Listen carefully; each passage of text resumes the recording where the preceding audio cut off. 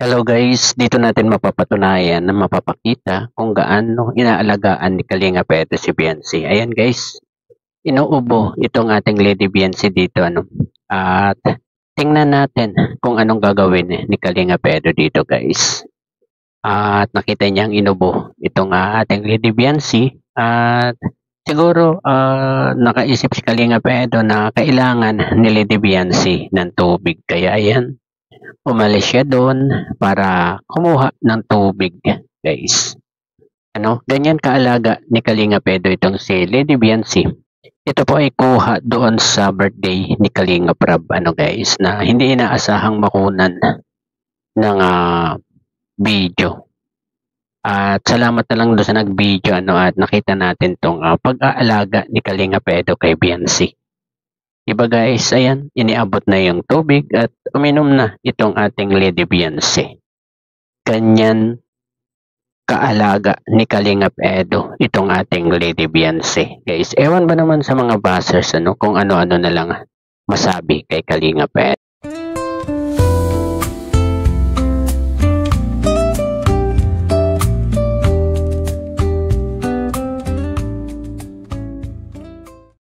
Guys, good morning, good afternoon, good evening sa lahat. Welcome to my YouTube channel, Roselski TV. At nandito po tayo para mag-topic po ulit tayo ng isang sumusobra na at masyadong mapanglait at masyadong below the belt na ang kanyang sinasabi sa ating binata kay Kalinga Edo. At ayan guys, sa aking thumbnail yung mga pinagsasabi ni Anonymous kay Kalinga Edo na halos hindi na talaga malunok at below the belt na ang mga pinagsasabi niya dito. Diba guys? Kaya kung sino ka man Anonymous, maging mabait ka naman dapat. Huwag ka naman ganyan sa isang Kalinga Edo. Ito ay hindi natin alam kung bakit ganito ito kagalit kay Kalinga Edo. Hindi na natin alam kung ito ba ay babae or lalaki. Pero ang alam natin parang kilalang kilala na niya si Kalinga Edo kung magparatang at kung magsalita ng gano'n na lamang kay Kalinga Edo. At ang masama dito po guys ay idinadamay o sinasali na niya ang relihiyon ng ating binata na kung tutuusin hindi dapat nila pinapakialaman ang religion ni Kalinga Edo. At ayun guys, parang nagpapakalat na naman siya ng issue. Itong si Anonymous, at talagang parang kilalang kilala niya at parang sinusubaybayan niya ang mga kilos ni Kalinga Edo, sa kanyang mga sinasabi. At sa palagay ko guys, babae itong nagpapanggap na ito na si Anonymous, di ba? At siguro ito yung mga nabigo kay Kalinga Edo na siguro nag-offer kay Kalinga Edo ito na hindi tinanggap ni Kalinga Edo. Kaya medyo hindi lang medyo nagalit talaga sila kay Kalinga Edo. Ito siguro yung mga one-sided, di ba? Pwede rin mga one-sided ito na gusto sirain talaga itong si Kalinga Edo para nang sa ganun iwanan ni Beyonce. Siguro yun ang kanyang pakay sa paninira dito kay Kalinga Edo. Kasi laging ibinubungad niya ni Anonymous ay si Mariel daw talaga ang girlfriend ni Kalinga Edo. Pero hindi naman yun ang totoo At alam natin ang totoo na may boyfriend itong si Mariel. At yun ay hindi si Kalingap Edo. Diba guys? At may picture pa nga yan dyan si Mariel nakasama yung boyfriend niya.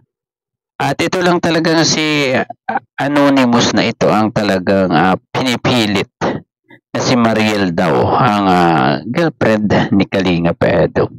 At meron pa siyang sinabi na issue doon sa pag-comment niya, no?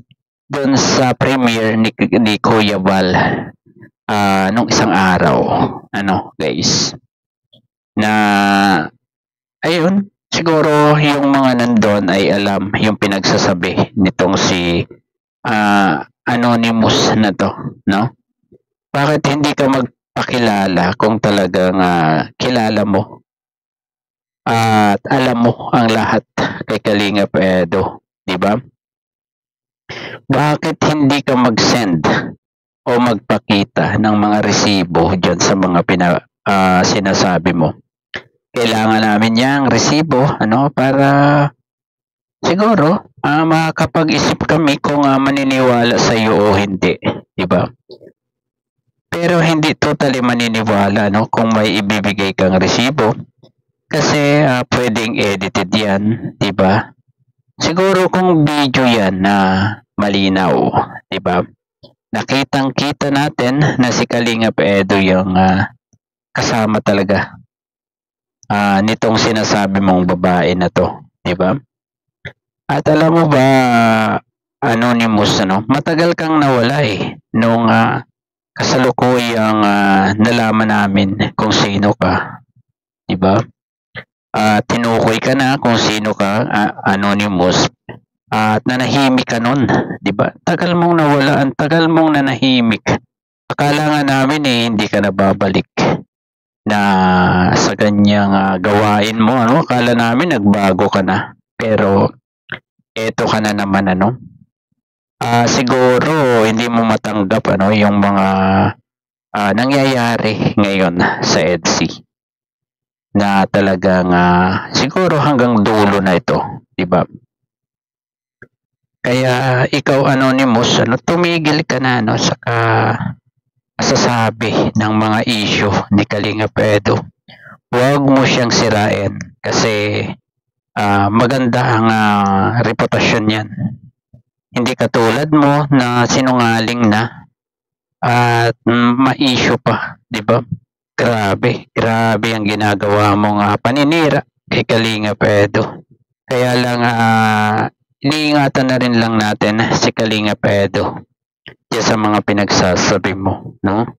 Kaya siguro ganito na lang, magbago ka na, ang bait-bait ni Kalingap Edo pero diyan sa mga sinasabi mo parang salba-salbahin ni Kalingap Edo, parang ang sama-sama ni Kalingap Edo diyan sa mga sinasabi mo.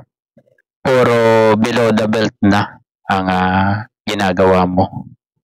At alam mo ba na may karma na yan, guys? May karma yan, Anonymous.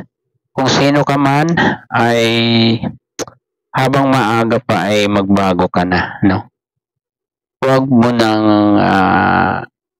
dumating pa. Huwag mo nang antayin na dumating pa yung karma na para sa iyo.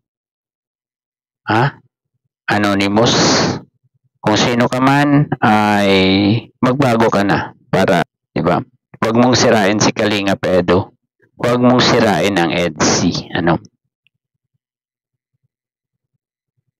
Wala namang kasalanan si Kalingap Edo sa iyo. Kaya ginaganyan mo. Grabe ka. Anonymous. At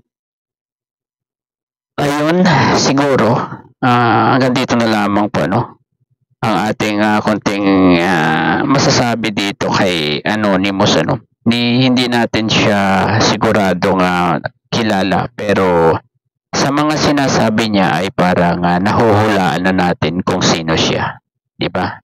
Parang galit na galit siya talaga kay Kalingap Edo.